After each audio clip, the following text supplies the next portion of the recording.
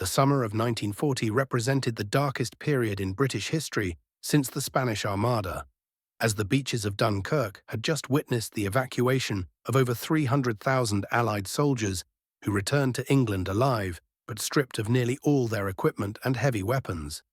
leaving the British Army essentially defenseless, while Hitler's victorious Wehrmacht stood poised across the English Channel preparing Operation Sea Lion, the invasion that Nazi planners confidently predicted would conquer Britain within a month. Winston Churchill faced an impossible situation as Prime Minister of a nation that possessed determination and courage, but lacked the tanks, artillery and rifles necessary to repel a German landing force that would dwarf anything the British could field in response. And the Home Guard, being hastily organized throughout the country, consisted largely of elderly men and teenagers armed with whatever weapons they could scrounge, practicing drill formations with broomsticks because actual rifles were in such desperately short supply. It was in these desperate circumstances that Churchill authorized the creation of one of the most secret military organizations in British history. A force so classified that its very existence would not be acknowledged for decades, and whose mission was so dangerous that every volunteer understood he was signing up for certain death. The organization would be called the Auxiliary Units, though members would come to know themselves by the nickname Scallywags, and they would represent Britain's last line of defense, a stay-behind guerrilla army trained to operate from hidden underground bunkers after the regular forces had been overrun, emerging at night to sabotage the German occupation through assassination, demolition, and ruthless guerrilla tactics that would make the Nazi invaders pay dearly for every mile they advanced inland from the beaches. The architect of this secret resistance force was Colonel Colin McVean Gubbins, a brilliant officer who had served in Ireland during the Troubles and later studied guerrilla warfare tactics employed by the IRA and various resistance movements across Europe, understanding that irregular fighters who knew their terrain intimately and operated with complete autonomy could inflict damage far beyond their numbers against a conventional occupying force. Gubbins worked alongside Major Peter Fleming, brother of Ian Fleming, who would later create James Bond, and together they developed an operational doctrine that was revolutionary in its ruthlessness and its acceptance that the men involved would not survive more than a few weeks at most. The plan called for the creation of small cells of 4 to 8 men each, drawn from the local population in coastal areas where German landings were most likely, with each cell operating from a hidden underground bunker stocked with weapons, explosives, and supplies sufficient for approximately 5 weeks of operations. These cells would be composed entirely of men who possessed intimate knowledge of their local geography, men who had spent their entire lives working the land and who could navigate by night through terrain they knew better than any German invader ever could, and recruitment focused heavily on gamekeepers who understood fieldcraft and stealth, poachers who had spent years evading capture, farmers who knew every field and hedgerow, and estate workers whose occupations gave them legitimate reasons to be outdoors at all hours without attracting suspicion. The genius of the plan lay in its simplicity and its acceptance of brutal realities that conventional military planning would reject. When the church bells rang throughout Britain, signaling that the invasion had begun, these men would simply vanish, disappearing into their bunkers, while the Home Guard and regular forces engaged the Germans in conventional combat. And only after the German forces had swept past their positions and established occupation would the auxiliary units emerge to begin their campaign of terror against an enemy who thought the area was secure. Training for the auxiliary units took place at Coleshill House, a stately home near Highworth in Wiltshire that had been requisitioned for this secret purpose and transformed into what was essentially a school for assassins and saboteurs, where over 3,500 men would eventually receive instruction in techniques that regular soldiers were never taught, and that violated every convention of warfare then recognized by civilized nations. The secrecy surrounding Coleshill House was extraordinary, even by wartime standards. Recruits arriving by train at Swindon Station were instructed to report to the local post office, where they had to provide a password to the postmistress,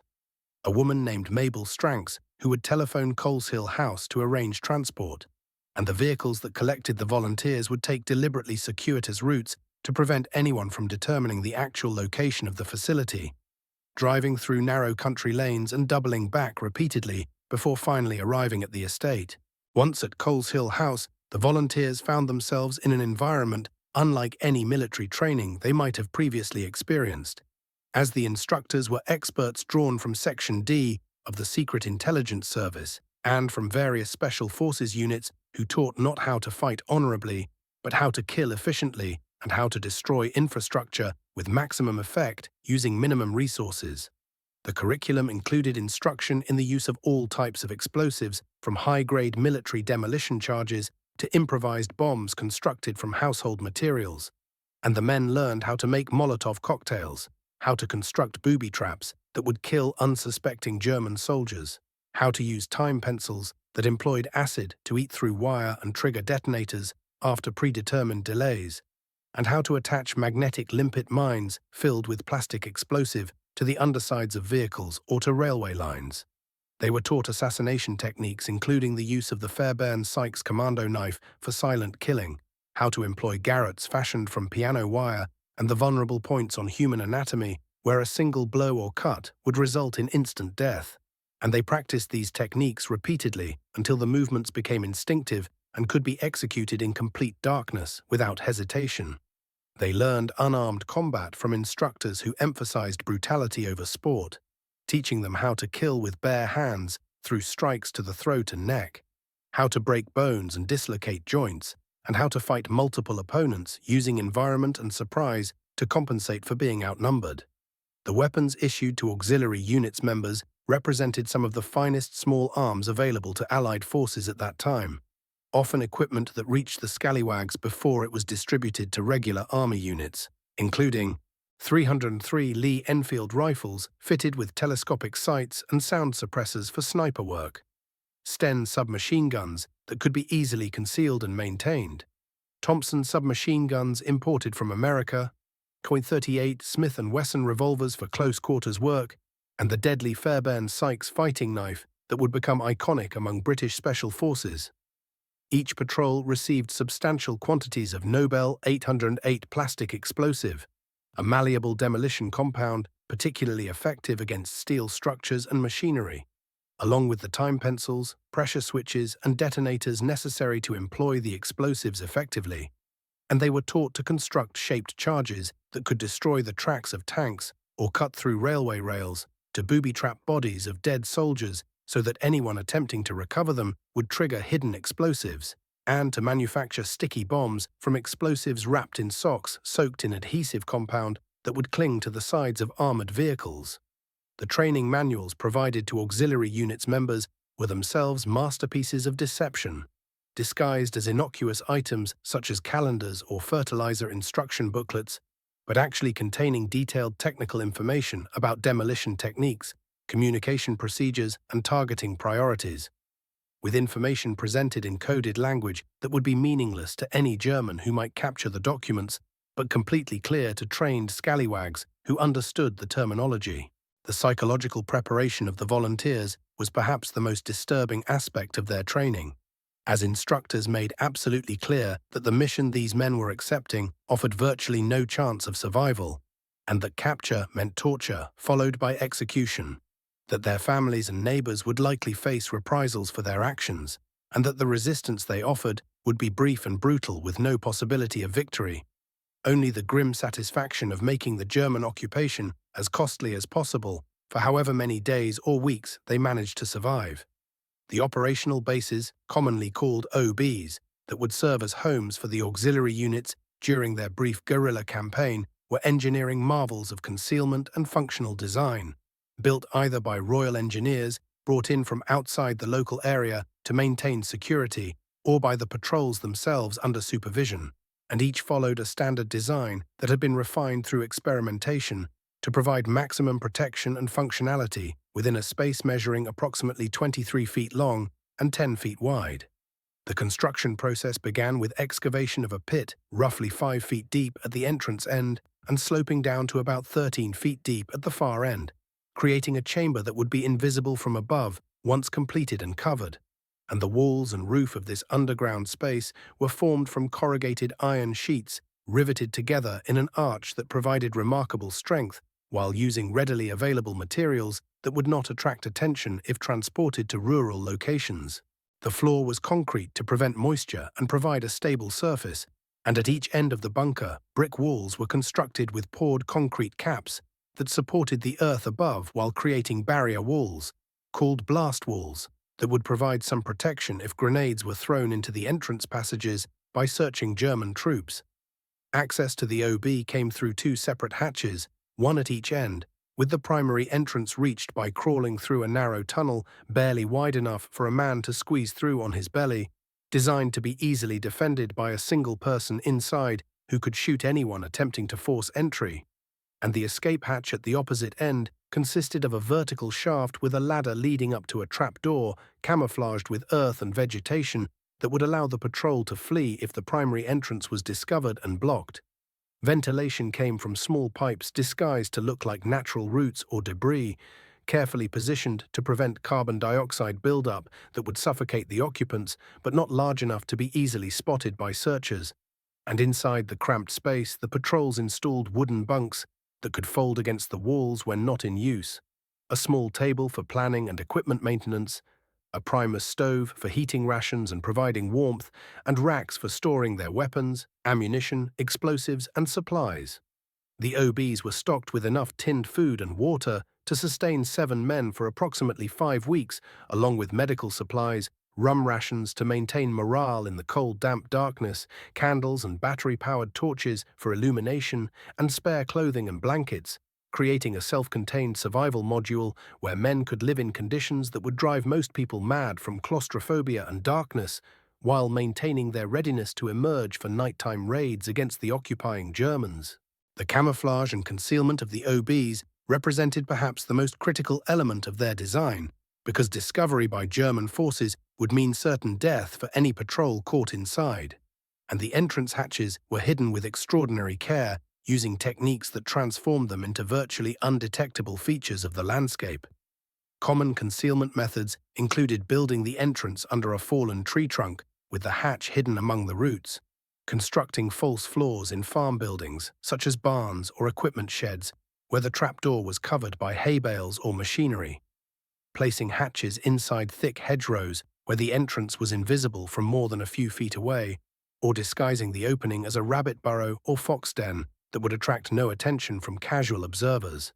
Some OBs had entrances hidden beneath water troughs or inside hollow trees, and in at least one case, a patrol concealed their bunker entrance inside a functional outdoor privy where no German soldier would think to conduct a thorough search, and the scallywags took extraordinary precautions to ensure that no paths or tracks led directly to their hideouts, approaching the OBs by different routes each time and carefully brushing away any footprints or disturbances that might catch a searcher's eye. Despite these precautions, the secrecy sometimes failed in amusing ways, as courting couples walking through the woods at night would occasionally stumble upon scallywags entering or leaving their bunkers, forcing the embarrassed patrols to relocate their OBs to new positions and requiring awkward conversations with local Home Guard commanders about why certain areas needed to be declared off-limits without explanation. The men of the auxiliary units understood that their bunkers offered protection only as long as they remained undiscovered. And once the Germans knew where to look, the narrow entrance tunnels that made the OBs defensible would also make them tombs from which there would be no escape, a reality that shaped every aspect of their operational planning and their acceptance that this mission had only one probable outcome. Trevor Miners represented a typical scallywag in his background and motivations, a 16-year-old volunteer from Perranporth in Cornwall who joined his local patrol in 1943 and spent 2 years training for a German invasion that thankfully never came. And his story illustrates both the dedication of these volunteers and the extraordinary secrecy that surrounded their activities. Trevor and his patrolmate Edgar Mitchell would travel by train from Cornwall to Swindon for weekend training courses at Coleshill House, following the same security protocols as all recruits, by reporting to the post office and giving the password to Mabel Stranks before being collected by the mysterious vehicles that would transport them to the estate through routes designed to confuse and disorient. At Coleshill, they learned to use every type of explosive in the British arsenal, from phosphorus bombs that created unquenchable fires to sticky bombs that could be thrown at tanks, and Trevor particularly remembered the training with time pencils, chemical detonators where different colored casings indicated different delay times based on how long acid took to burn through a restraining wire, and decades later in his 80s he could still recall which colors corresponded to which delays and how to set them properly. The Perranporth Patrol was issued a .38 Smith & Wesson revolver and Fairbairn Sykes commando knife that Trevor carried concealed at all times, along with 2 Sten guns, a .22 rifle fitted with telescopic sight and sound suppressor for sniper work, garroting wire for silent killing, and substantial quantities of explosives and detonators stored in their OB, along with 3 weeks of tinned food, water purification tablets, and rum rations.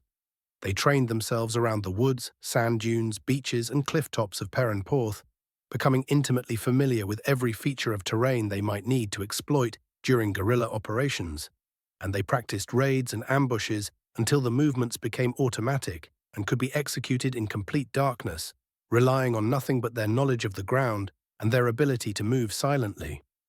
On one training exercise, the Perranporth Patrol was ordered to test the defenses of a local RAF airfield where Spitfires were stationed, and they mounted a nighttime raid that saw them infiltrate through the cliff edge rather than the heavily defended landward approaches, successfully placing stickers on the tail of each aircraft to demonstrate that they could have planted explosives there if this had been an actual sabotage mission, completing the exercise without being challenged by any security personnel and proving that their guerrilla warfare training translated effectively into real-world operations. The psychological burden carried by auxiliary units members was extraordinary, and in many ways more difficult than the physical dangers they would face, because the Official Secrets Act that every scallywag signed prohibited them from discussing their activities with anyone, including their own families, leaving them unable to explain why they were unavailable for normal home guard duties or why they possessed knowledge and skills far beyond what civilian volunteers should possess. Some scallywags received white feathers, symbols of cowardice traditionally given to men who refused military service, from neighbors and even family members who assumed they were shirking their duty while other men fought, and the recipients of these white feathers were forbidden by their oath of secrecy from defending themselves or explaining that they were actually volunteers for what was arguably the most dangerous mission in the entire British military. Trevor Miners recalled that one member of his patrol received a white feather from someone who thought he was a coward for not going out to fight. But the patrol members knew the truth even if they could never speak it, that they had volunteered for a suicide mission and were prepared to die in ways that regular soldiers would never face. The wives and mothers of scallywags lived with the knowledge, gleaned from hints and silences rather than explicit information, that their men were involved in something dangerous and secret, watching them leave for mysterious training weekends and return exhausted and uncommunicative, noticing the barely concealed weapons and the furtive conversations that ceased when anyone approached, understanding that something terrible was being prepared for, but forbidden from asking questions that could not be answered. The psychological preparation for what the mission would actually entail if the Germans invaded went far beyond normal military training,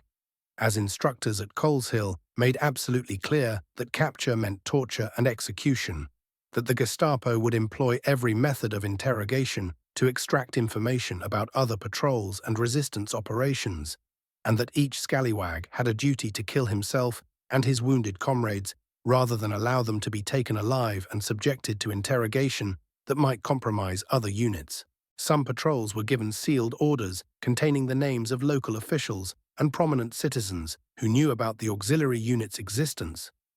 Names of people who would need to be assassinated if those individuals appeared likely to collaborate with the Germans or if their knowledge represented too great a security risk, placing the scallywags in the impossible position of having to potentially murder neighbors and friends to protect the organization. And this burden of knowing they might be called upon to kill fellow Britons weighed heavily on men who were farmers and gamekeepers, rather than professional soldiers accustomed to making such calculations.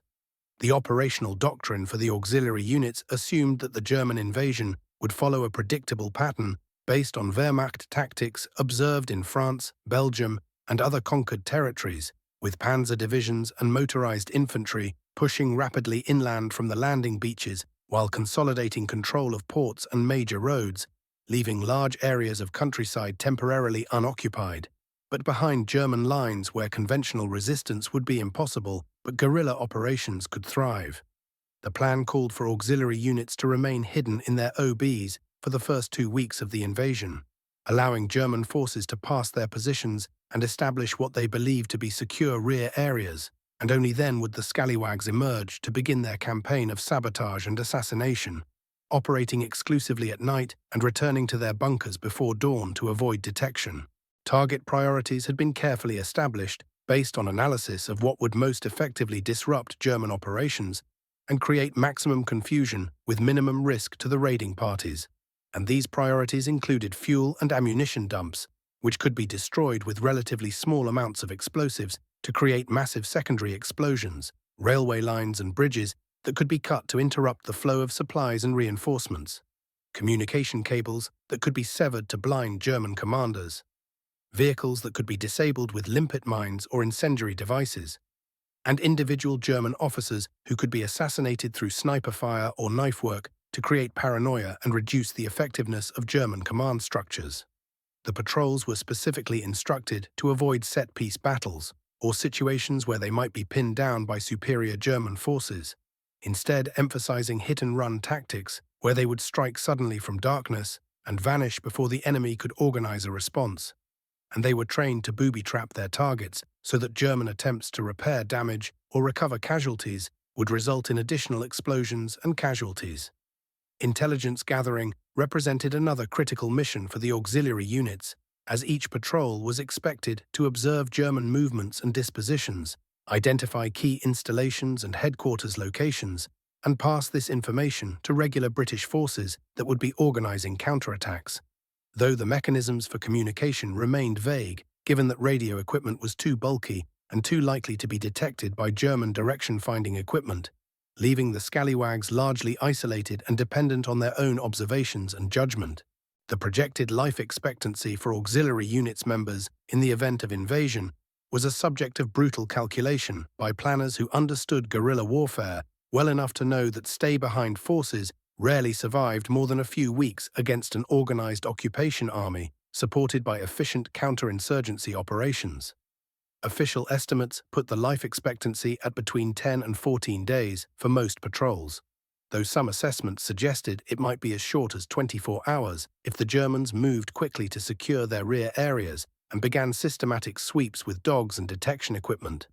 And these projections were communicated frankly to the volunteers who signed up knowing that success would be measured not in survival, but in how much damage they could inflict before being killed or captured.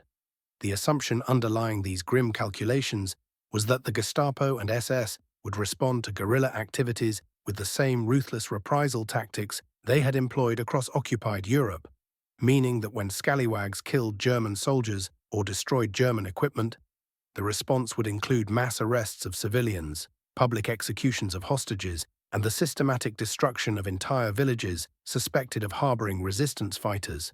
And the auxiliary units members understood that their actions would bring terrible consequences down upon the communities where they lived, that their neighbors and friends would pay the price for the sabotage they carried out. And yet they accepted this burden because the alternative was allowing Britain to be conquered and occupied without resistance beyond the initial conventional defense. The psychological impact of knowing that their guerrilla campaign would result in the deaths of innocent British civilians, possibly including their own families, represented perhaps the darkest aspect of the auxiliary unit's mission, and it speaks to the desperation of summer 1940 that such calculations were not only made, but accepted by thousands of ordinary men who volunteered despite understanding exactly what their mission would cost.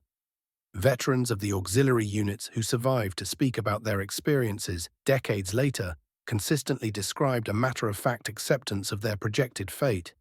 noting that they had volunteered with clear understanding that this was a suicide mission and that the only questions were how long they would survive and how much damage they could inflict before the end.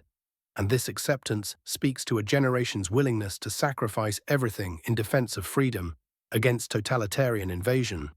The stand-down of the auxiliary units came in November 1944 when the threat of German invasion had finally passed completely, and Britain could be certain that the Wehrmacht would never cross the Channel, and the men who had spent 4 years training for a battle that never came simply returned to their ordinary lives with no recognition of their service and no medals to commemorate their willingness to undertake what would have been a suicide mission.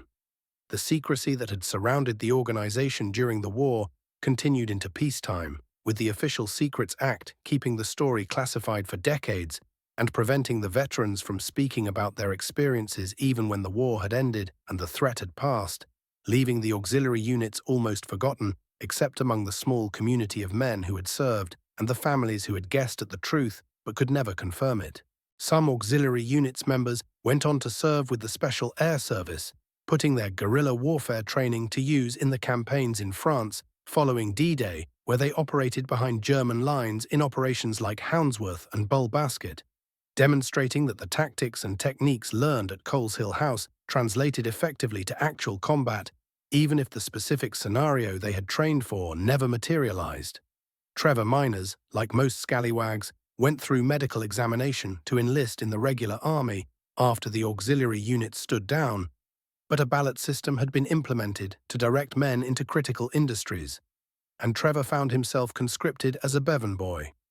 one of the young men sent to work in coal mines to replace experienced miners who had joined the military, and he spent the next 4.5 years at the coalface in Hirwaun, near Aberdare in South Wales, before being allowed to return home to Cornwall, trading one form of dangerous service for another, but never receiving recognition for his willingness to undertake the most dangerous mission of all. It was not until decades later that the auxiliary unit's story began to emerge publicly, as the Official Secrets Act restrictions gradually relaxed, and veterans felt able to speak about their experiences. And even then, many details remained classified, and many veterans chose to maintain their silence, feeling that some secrets should remain buried, and that the world did not need to know about the preparations that had been made for Britain's darkest possible scenario. The rediscovery of the auxiliary unit's bunker in Scotland in 2020 brought the story back into public consciousness and demonstrated that hundreds of these underground hideouts remain hidden throughout the British countryside, their locations lost as the men who built them died without revealing the secrets they had kept for so long. The bunker was found by Forestry and Land Scotland workers Kit Roger and Kenny Bogle, who were conducting heritage surveys in preparation for tree-felling operations in wooded countryside south of Edinburgh,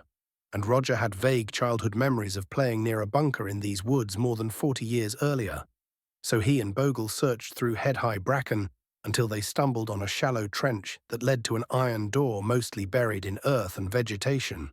When they cleared away the debris and opened the hatch, they found themselves looking into a time capsule from 1940. A corrugated iron tube buried 4.2 feet underground at its shallowest point and extending about 23 feet in length, exactly matching the standard design for auxiliary units OBs, though far better preserved than most that have been discovered. The interior of the bunker still showed evidence of its original configuration, with timber fragments on the floor that may have been remains of the folding bunks where 7 men would have slept in shifts, an empty tin can that might have contained their rations, and corroded metal fixtures that once held the racks for weapons and explosives, and the archaeologists who documented the site used laser scanning technology to create detailed 3-dimensional models of the structure for historical records while being careful not to disturb more than absolutely necessary. The precise location of this bunker has been kept secret to protect it from vandalism and unauthorized entry, continuing the tradition of secrecy that surrounded the auxiliary units during the war, and the site has been secured and equipped with bat boxes since the underground space provides ideal roosting habitat for several protected bat species that have colonized the abandoned bunker. This discovery represents one of only a handful of auxiliary units OBs that have been found and documented in recent decades, and it serves as a physical reminder of the preparations Britain made in its darkest hour, and the men who volunteered to defend their country knowing they would not survive the experience. The legacy of the auxiliary units remained largely unrecognized for decades after the war, with veterans receiving no medals and no official acknowledgement of their service until the Coles Hill Auxiliary Research Team, founded by historian Tom Sykes, began working to document the organization's history and ensure that the scallywags would not be forgotten. In 2013, for the first time, Veterans of the auxiliary units were invited to participate in the annual Remembrance Sunday Parade past the Cenotaph in London, marking the first official recognition of their service more than 70 years after they volunteered. And the sight of elderly men in their 90s marching past in honor of comrades long dead moved observers who understood what these men had been prepared to sacrifice. Trevor Miners participated in the Cenotaph marches in 2013, 2014, and 2015, expressing his wish that his friends from the patrol could be there with him, and in 2015 he was invited to open a replica observation post at the preserved site of Coleshill House, where he had trained so many decades earlier, firing a Sten gun and sniper rifle once more and sharing his memories with researchers and the public, finally able to speak openly about experiences that had been classified for most of his life. Trevor died on April 4, 2016, at the age of 89, one of the last surviving scallywags, and his passing marked the gradual disappearance of the generation that had lived through Britain's most desperate hour and had been willing to make the ultimate sacrifice to defend their country against Nazi invasion. The monuments and memorials that have been erected in recent years to honor the auxiliary units serve as reminders that Britain's survival in 1940 depended not only on the pilots who fought the Battle of Britain and the soldiers who manned coastal defenses, but also on the thousands of civilians who volunteered to become guerrilla fighters with no expectation of survival, who trained in assassination and sabotage, who built 500 secret bunkers throughout the countryside, and who waited through 4 years of preparation for a battle that mercifully never came. And their story represents one of the most extraordinary examples of civilian courage and sacrifice in the history of warfare, a testament to what ordinary men will do when their country's freedom hangs in the balance and conventional military forces have been exhausted.